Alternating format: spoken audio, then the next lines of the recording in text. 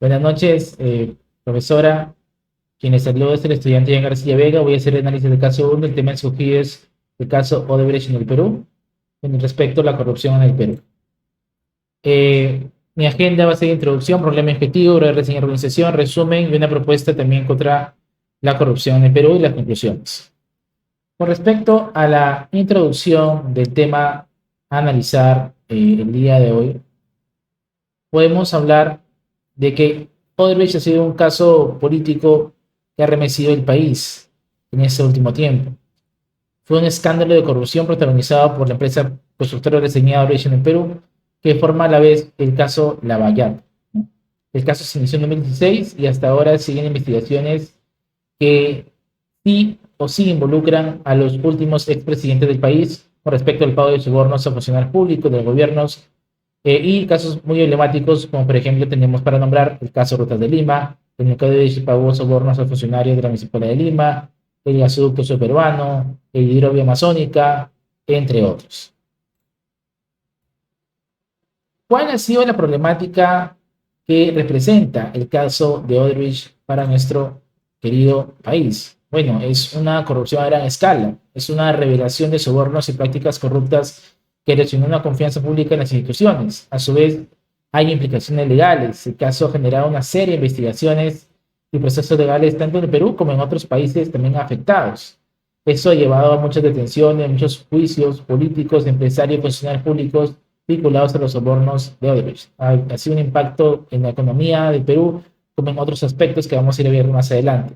En resumen, este caso pues, representa un desafío significativo para el Estado de Derecho y también a su vez ha puesto manifiesto la necesidad de reformas profundas del sistema político para poder luchar contra la corrupción que netamente estemos afectados día a día como tal.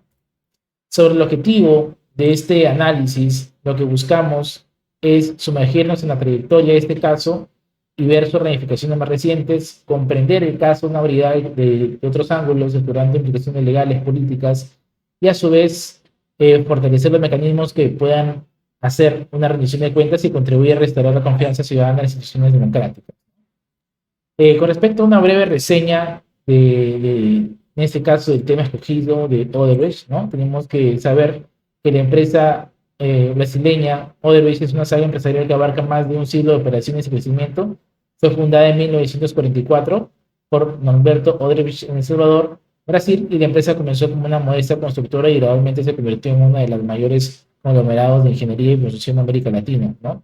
Sin embargo, esta reputación de Odebrecht se vio empañada por su participación en escándalos de corrupción, en particular lo que estalló a finales de la década de 2010, que reveló una red de sobornos gigante a través de toda América Latina. La historia de Odebrecht es un testimonio de los altibajos del mundo empresarial y los desafíos éticos que enfrentan los corporativos globales.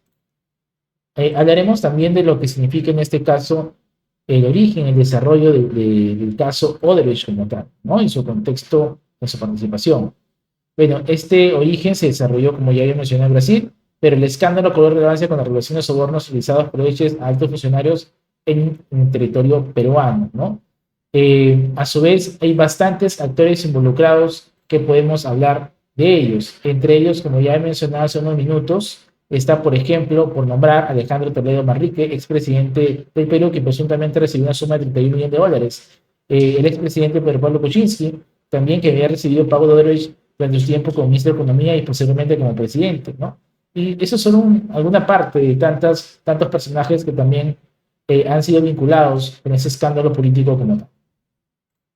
Con respecto al impacto del caso Odebrecht en nuestro país, ha tenido varios impactos, entre ellos, por ejemplo, vamos a hablar del impacto en la economía, en la cual ha tenido un retraso y una paralización de varios proyectos de infraestructura, ¿no? A su vez, el BCR ha considerado una resta de 0.4 puntos porcentuales al crecimiento del Producto Bruto Interno cuando se dio estalló esta bomba en 2017, ¿no?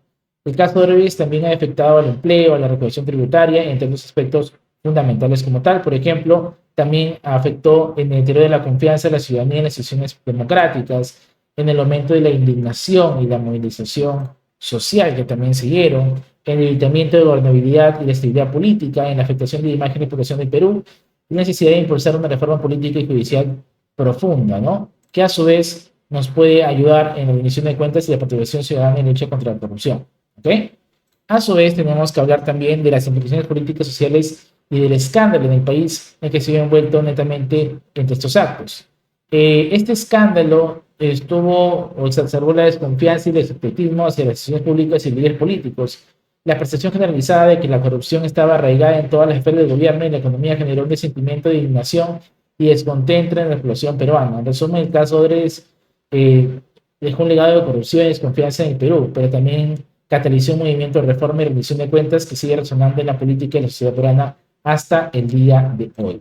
Como una de las conclusiones de este primer caso, tenemos que esto desnudó una corrupción totalmente sistemática en nuestro gobierno peruano, ¿no? A su vez, tenemos que tener en cuenta todo lo dado hasta este punto como tal, ¿no? Podemos hablar de la fragilidad del sistema de contratación pública, de la impunidad y falta de rendición de cuentas, del desgaste de la confianza institucional y la necesidad de reformas institucionales o reformas estructurales. En este último, ha resaltado la urgencia de implementar reformas estructurales tanto en el ámbito legal como institucional para prevenir futuros casos de corrupción y fortalecer la integridad del sistema como tal. También me gustaría hablar como último punto de esta exposición sobre la propuesta de solución sobre la corrupción en el Perú, ¿no? Desde una perspectiva filosófica, es una propuesta que vamos a abarcarlo en 5 puntos, ¿no? El primer punto que me gustaría tocar es con respecto a la educación ética de temprana edad. Se propone también en este caso práctico, ¿no? Y también al analizar este caso en particular, implementar programas educativos que fomenten el desarrollo de valores éticos y morales desde las etapas iniciales de educación. Esto implica también pues, enseñar a los estudiantes sobre la importancia de la honestidad, la integridad y la responsabilidad cívica en la vida personal y pública.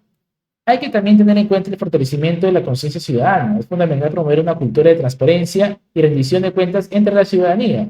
La promoción de la participación ciudadana se deben crear espacios y mecanismos efectivos que fomenten la participación activa de la sociedad civil. Hay que reformar el sistema judicial también, es una propuesta, ¿no? Es imperativo fortalecer la independencia y la eficacia del sistema judicial para garantizar una administración imparcial de la justicia. Y por último, transparencia y acceso a la información, en la cual se deberían establecer normativas y políticas que garanticen la transparencia de la gestión pública y el acceso ciudadano a la información relevante. En resumen, buscamos a través de estas propuestas una solución integral para combatir la corrupción en el Perú desde una perspectiva filosófica, en la cual adquiere un compromiso firme con la promoción de valores éticos, la participación ciudadana, la reforma institucional y la transparencia de la gestión pública. Esto ha sido todo. Muchas gracias por ver esta presentación de trabajo final. Hasta luego.